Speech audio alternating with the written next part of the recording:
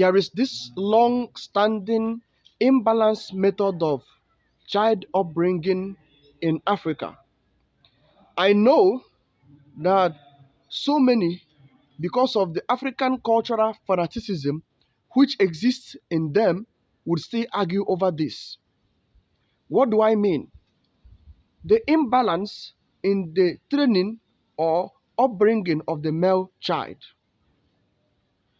Our interests in the upbringing of our kids are more of on the side of the girl child, forgetting that the lady or the girl you train well today to be a good wife, for instance, to go and meet a man or a young man who didn't undergo any correct training on how to be a good husband.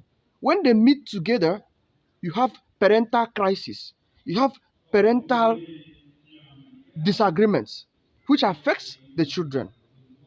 You see that one of the Latin adages will say, "Nemo dat quod non habet." No one can give what he or she has not. You see that? So why training the girl child to be humble, to be homely? We are also expected to train the boy child or the male child to be humble, to be homely, and respectful as well. If I wasn't trained to be respectful and humble and responsible, and I get myself entangled with someone who is respectful, humble, and responsible, then the ego already exists in me that I should be the king, why she should be the slave. You got it? And the disagreements which exist in that union continues to give birth to troubles in home. Disagreement. What is the mother of conflict? The mother of conflict is disagreement and irrespectful, irrespectful communication or unhealthy communication at home. When parents are not able to communicate well and resolve their differences in home, it affects the children. Let me tell you, scientists or scientific activities has proven that when parents keep quarreling, keep arguing, keep fighting at home, that it affects their child, it affects their kids.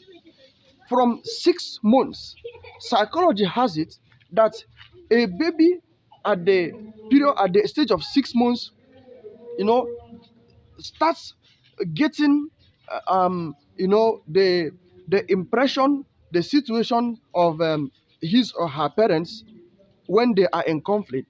If they are always in conflict, arguing, the child will not be having a good sleep. The child will be distressed. The child will be crying. The child will grow up to become an aggressive person. And even while the child is sent to school, he or she would end up not concentrating, not putting in the best with which is expected of him. So the centerpiece for this is for there to be a re-evaluation of value in the training of the male child so far as Africa is concerned. We know very well that Africa is a nation which is patrilineal in nature, but it's not always, because I know that even in Ghana, though I have not been in Ghana, but most of them is a hearsay. I don't have it as a clear data that they bear the name of their mother side, from the mother side. So, but that's not the issue. My main interest and the center of this discussion is on the training of the male child.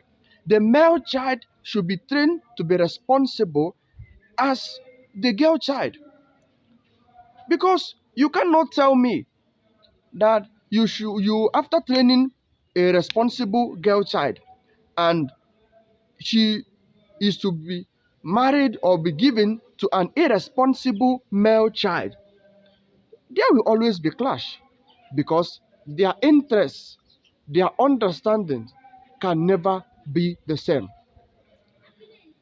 To you who is listening to me, you are a potential parent. Try to raise up your child in a way that will be balanced, both from the male side and the girl side, so that we will have children who are more or less balanced in their training.